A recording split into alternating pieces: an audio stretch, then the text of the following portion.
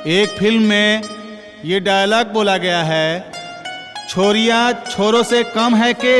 इस dialogue को हमारे देश की बेटियों ने सच कर दिखाया है। एक होनहार पूरे संसार में उपकार करता है। एक शिक्षक अपने आप को उस समय बहुत गौरवान्वित महसूस करता है जब उसका कोई विद्यार्थी होनहार निकलता है।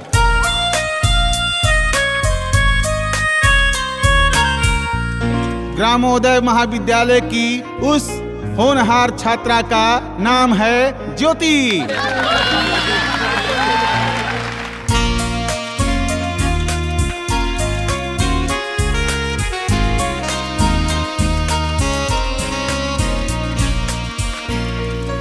होनहार छात्रा ज्योति को मैं बुलाना चाहता हूं।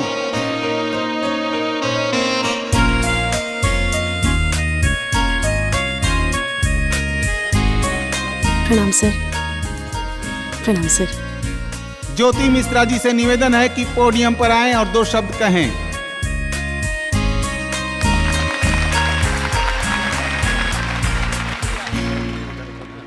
नमस्कार। आज तक मैंने जो भी हासिल किया है या जो भी हासिल करती जा रही हूँ, उसमें केवल मेरी मेहनत ही नहीं बल्कि मेरे आदरणीय गुरुजन, मेरे माता पिता और भगवान का आशीर्वाद होने की वजह से ही ये सब संभव हो पाया है। मेरे माता पिता गरीब जरूर हैं, लेकिन मुझे प्यार देने में, मुझे प्रोत्साहन देने में उनसे ज्यादा अमीर इस दुनिया में कोई नहीं है। मैं बहुत भाग्यशाली हूँ कि मुझे माता पिता के रूप में ये लोग मिले। मैं भगवान से एक ही कामना करती हूँ कि हर जन्म में मैं इन्हीं की बेटी बनकर पैदा हूँ। मैं चाहती हूँ कि मेरे माता पिता स्टेज पर आए। आइए।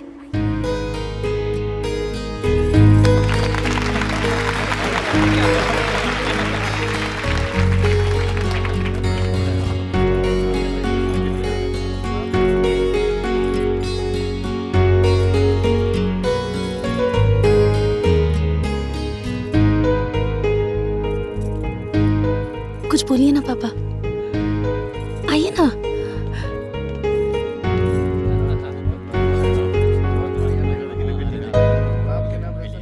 हमारे इतना औकात तो ना ही रहे कि हम रहुआ लोगन के सामने खड़ा हो सकी, लेकिन आज अगर हम रहुआ लोगन के सामने खड़ा बानी तो हमार बेटी के वजह से। हमार बेटी के बारे में इतना कुछ बोल दिहल गयल हो कि हमरा पास कोनो शब्द नहीं खे।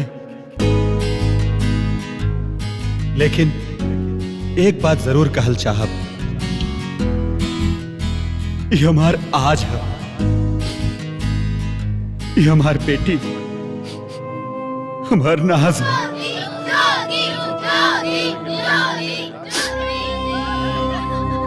प्रणाम।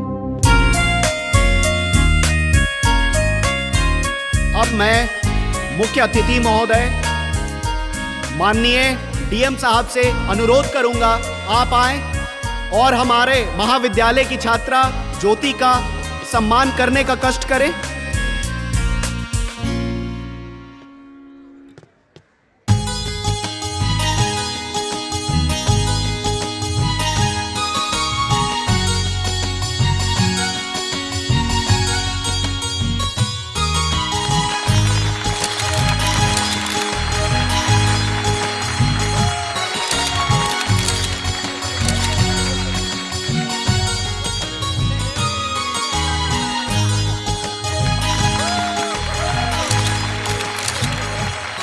थैंक यू सर।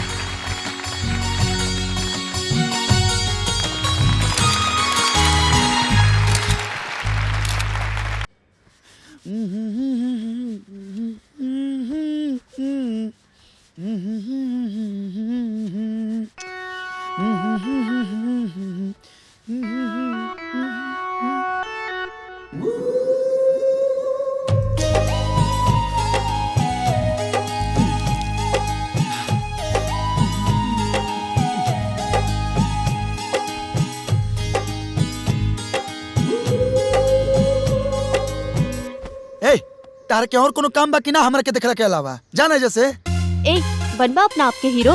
तारा का बुझाता हम तारा से मिले आइल बनी। हम अपना दीदी या तारा भौजी से मिले आइल बनी। वाह बाबूजी गोड़ लगता है। खुश रहो। गुड। बेटा सही जा रही बड़ी। एगो काम करो, तारा तो पढ़े लिखे के नहीं खे तो गाँव में वो गैरेज खुलवाल तनी। गांव जवार के गाड़ी धोत रहिया। देख एगो ते बड़े एगो ही लेके बिया। उत्तर प्रदेश में ग्रेजुएशन में टॉप के लिए बिया। आते 10वीं फेल। लिख लोड़ा पढ़ पत्थर 17 दूनी 72। ले देख काजी ई का हमरे लइका के बेर बेर चपले रहिला। हां जकर बाप इतना लखपति ओकर लइका गाड़ी काहे के दोही जी। उस जमाना कोई कि बाप के नाम पर बेटा पार लग जात रहे। एकर कारनामा तो पूरा गांव में फेमस बा। एकर तो बियाह ना होई। जाए त ना होई त ना होई। हां हमरा कोनो फर्क नहीं के पड़े वाला कि हम पास बनी की फेल आ फेल बनी की पास। ठीक बा? जाए तो बेटा जाए, तू चुप रह। एकर ब्याह के सोचता नहीं रहुआ। एक बुलावे 14 धावे।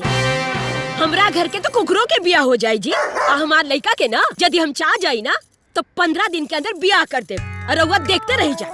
मॉल में लड्डू फूटे तो सपने रह जाई। हम रहुआ के चैलेंज देता नहीं।